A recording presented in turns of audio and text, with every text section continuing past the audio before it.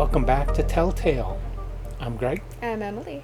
and we're going to talk about the next in the Edgar Allan Poe stories we are reading through. Actually, two stories for one. Twofer! We got 2 for 1. Because these are tandem stories. Yeah, the first one is called How to Write a Blackwood Article, and the second one is called A Predicament. They were published together in November of 1838 in Baltimore American Museum magazine. All right. Okay. Well, I mean, you gotta have something in those magazines. I guess. Okay. Seems like a bit of an outlier. But Yeah, also, Baltimore that kind of just goes with the flow of these two stories. These feel like very much outliers for Edgar Allan Poe. Okay. We don't necessarily... When I think comedy, I don't think Poe. No. To start. But these are both comedy stories. And they are of a very particular dark, absurd comedy that I love. Like, the fact that I didn't know about these stories sooner breaks my heart. Because it is so up my alley. But let's get into the synopsis. The first one is written by a female. She calls herself Psyche. It's not her name. It's her chosen name.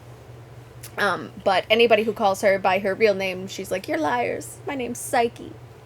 Sophia Psyche," or something like that. Anyway, nothing about her story sounds real.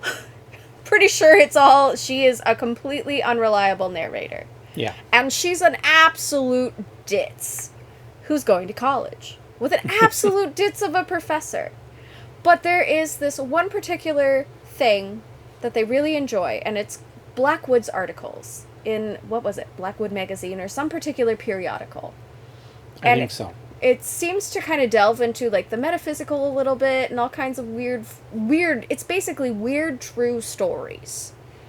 So she goes to visit Mr. Blackwood, who makes the publication, to ask, what do I need to write in order to be able to get something published in a Blackwood article? And Mr. Blackwood proceeds to tell her, first of all, you must die. Or basically, have something extremely tragic happen to you that you somehow survive or get revived from. And then as you are in that situation, either dying or being revived, or both, you must focus on the sensations and describe them. And use big words. And relate it to things that seem unrelatable.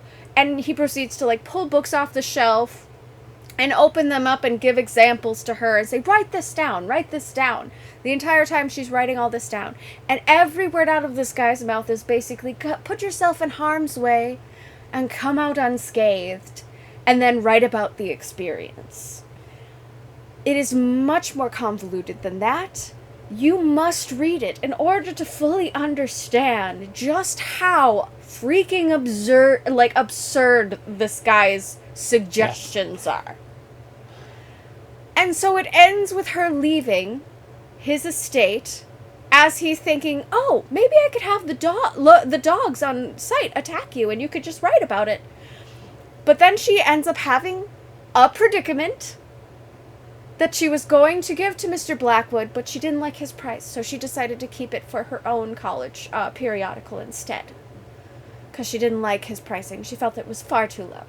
Yeah. And that's how that first story, How to Write a Blackwood article, ends. The second story, first, trigger warning. There are some racial slurs in it because, unfortunately, Edgar Allan Poe was a product of his time. Yeah. So this young woman 1838, goes... Yeah, 1838, Virginia. super racist. People who are different are there to be exploited and made fun of, unfortunately.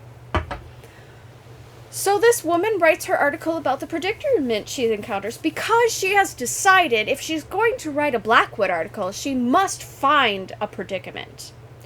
And first, a lot of what she experiences are things that are very first world problems, like, the dogs are dancing.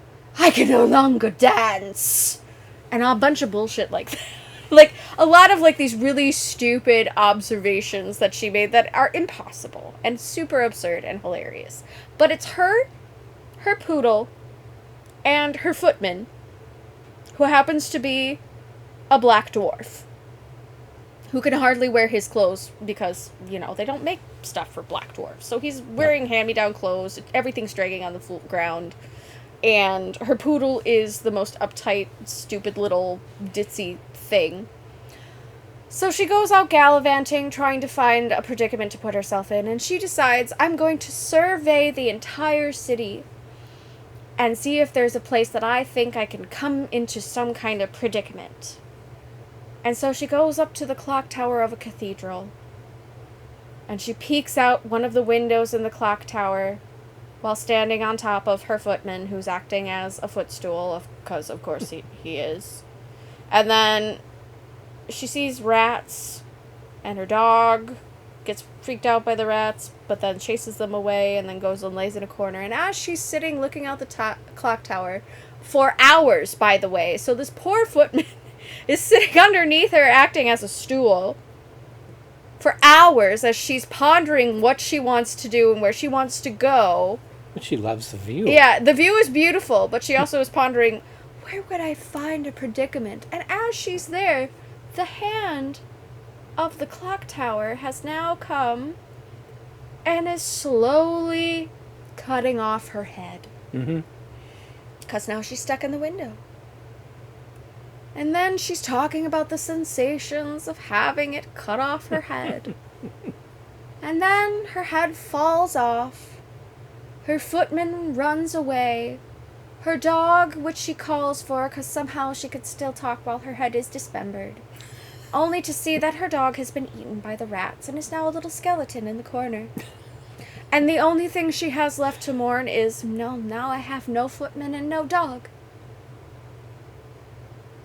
The end. It is even funnier than I can describe. Like, this thing is such a freaking over-the-top, super dramatic, absolutely absurd, hilarious dark comedy. And you gotta remember, at this time, the Gothic genre was very popular.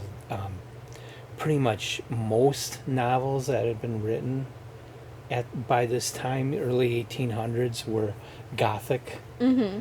Even the comedies. And yeah, sometimes they were a bit over the top. Which I Not absolutely all of them, love. but some of them just got way too much.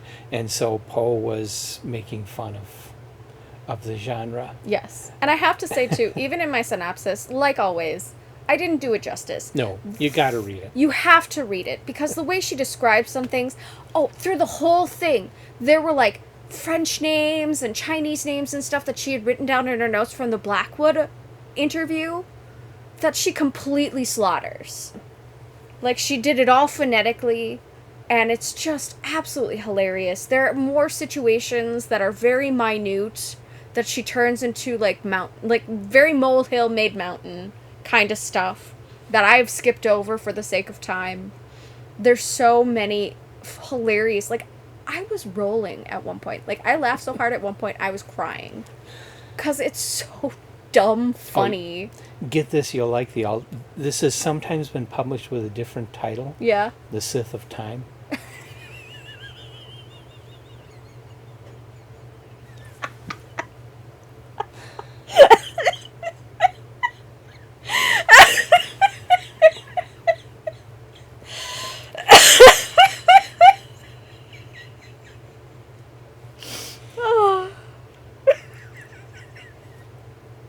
Just keep talking. Okay. In a minute. This was a very funny story, very darkly funny. I consider it worthy of Monty Python. Oh my gosh. Monty Python meets Addams Family, in my opinion. Yes. Like, it is absolutely wonderful. Mm-hmm.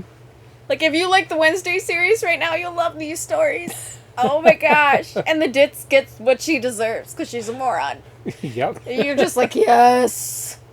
I wish she died, even though she's headless now. It's like thing. Oh my gosh. It was so good. Yeah, so definitely a different side of Poe from what we're used to. Yeah, this seems like such an outlier for him. Mm-hmm. I don't think comedy when I think of Poe, but he did a great job. This was hilarious. Mm-hmm. Especially when a couple of years later he would write the ultimate gothic haunted house story, The Fall of the House of Usher. Mm-hmm. Like it's so that shit is so serious. Mm-hmm. Like it's not shit, but his stuff is so serious all the time, and it's always horrific. But they also say too that a lot of people, we see it a lot in film as well. A lot of people who are into comedy end up being really good at doing drama and horror. Mm-hmm. Even if they are just adding a comedic element, like basically the being able to, I guess, set a mood through body language and stuff is almost the same when you think about it. Like, you have to do it through body language and a lot of what you apply for horror is a lot of just reappropriating slapstick. Yeah.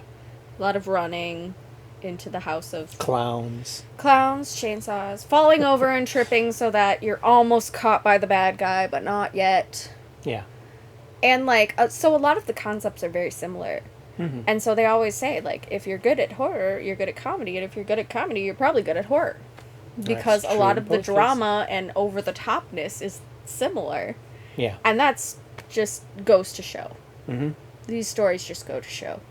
So we recommend it, but of course, like Poe, we recommend you read both the stories, How to Write a Yes. Blackwood article and A Predicament together, right? Back to back. Yep. Don't go read anything else in between. Just read these back to back and you'll get the full impact of what Poe was after Oh, here. it was so delightful. They're good. So, Top Tail? Absolutely. Both of Okay. them. Stamp of approval. Okay. I was rolling. It was so good. And Oh, and the sarcasm was good after too. this, we have The Haunted Palace. That'll be our next Poe story. / poem. Yes. It is It kind is of a a story poem. / poem. I like it. I like poems that actually have like a story to them, not just pretty words Yeah. describing metaphors. Though I do like those too. But Okay. storylines are kind of fun. Are much more fun to me. So, like and subscribe and come on back and get more Poe. My lungs hurt from laughing. And you got to read the poem in the next video. I we know, I shoot. gotta breathe a little bit before I can do the poetry reading, so join us See for you that next one. time. We'll see you next time. Bye.